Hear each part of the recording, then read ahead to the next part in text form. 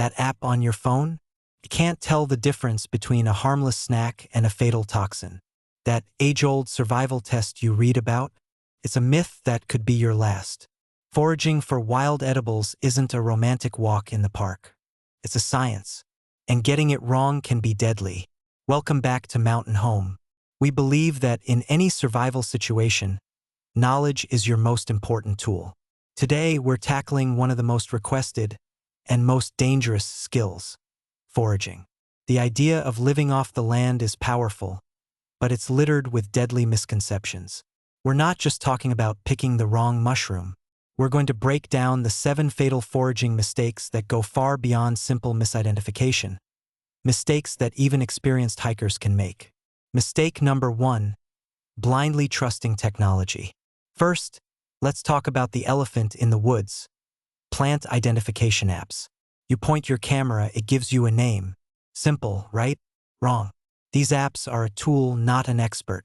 They use image recognition, which can be fooled by lighting, angle, or the age of the plant. They can't see the fine details, like the hairy stem of a wild carrot versus the smooth, splotchy stem of poison hemlock, the plant that killed Socrates. Relying solely on an app is like asking a stranger on the internet to identify a snake. You might get it right, but the consequences of being wrong are catastrophic. Your phone is a field guide, not a final answer.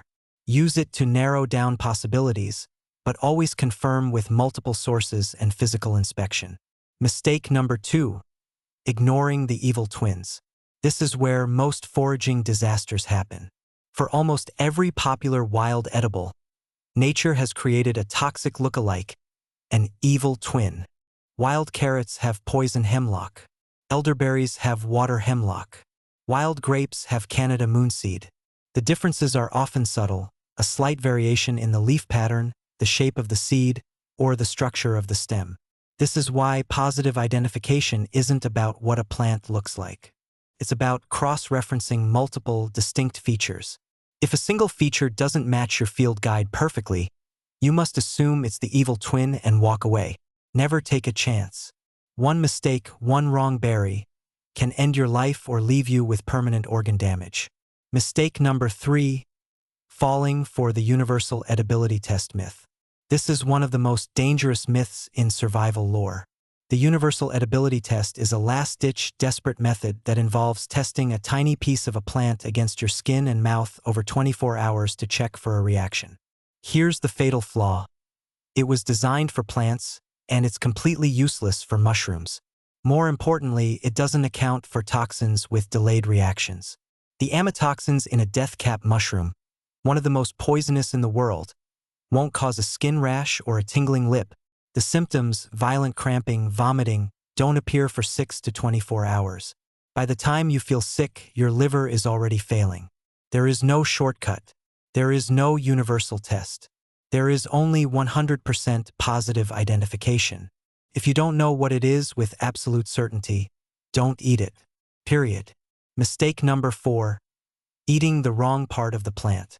Just because a plant is listed as edible doesn't mean the whole thing is safe to eat. This is a critical error in plant biology. Take pokeweed. The young shoots in early spring are a traditional wild edible after being boiled in multiple changes of water. But the mature leaves, the reddish stem, the roots, and especially those inviting purple berries are all highly toxic. The same goes for elderberries. The cooked berries are used in pies and syrups, but the leaves, stems, and raw berries contain cyanide-producing compounds. You must know which part of the plant is edible at what time of year and how it needs to be prepared. Even rhubarb, a common garden plant, has edible stalks but highly poisonous leaves. This isn't a guessing game.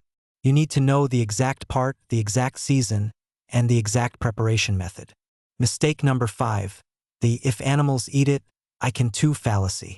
This is a simple but deadly assumption. Birds can eat mistletoe and holly berries, which are poisonous to humans. Squirrels can process tannins in acorns that would make us sick if we ate them raw. Deer can browse on plants that would cause severe reactions in humans. An animal's digestive system is completely different from ours. Their biology has adapted over millennia to neutralize toxins that our bodies simply can't handle. Never, Ever use an animal's behavior as a guide for what is safe for you to eat? It's a complete gamble with your life. What's food for them could be poison for you. Mistake number 6. Ignoring the environment. Even if you identify a plant correctly, its location can make it poisonous. Plants are bioaccumulators. They absorb whatever is in their environment. That dandelion on the side of the road has been soaking up car exhaust and road salt. Those cattails in a farm runoff ditch are likely saturated with pesticides and fertilizers. Wild mushrooms growing near treated lawns can absorb herbicides. Foraging near industrial areas, chemically treated lawns, or stagnant, polluted water sources is a recipe for disaster. Always forage in clean, remote areas, far from human contamination. Think about what's upstream, what's upwind, and what's been done to that land in the past. Clean environment equals clean food. Mistake number 7. Overconfidence and look-alike laziness. This final mistake is a mental one. It's the voice in your head that says, "I've picked this 100 times. I know what it is." Overconfidence leads to laziness. You stop checking every feature. You glance at the cap and ignore the gills. You see a patch of berries and assume they're all the same species. This is how tragic mistakes happen. Every single time you forage, you must approach it with the humble, cautious mindset of a beginner. Respect the plant. Respect the science. Do your due diligence every single time. Check the stem, the leaves, the roots, the smell, the habitat. Cross-reference everything. Your life depends on it. So what's the takeaway?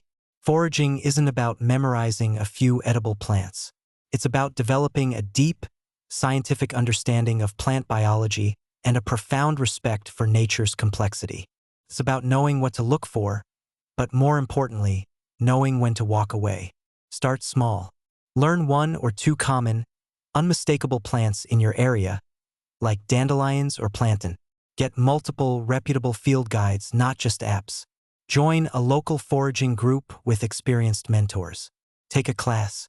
Build your knowledge slowly and methodically. And if you have even a fraction of a doubt, 1% doubt, you must treat it as 100% poison. Your goal in a survival situation is to reduce risk, not to take a gamble on a wild meal. Remember, the best survival skill is prevention. Don't put yourself in a position where foraging is your only option. Carry emergency food.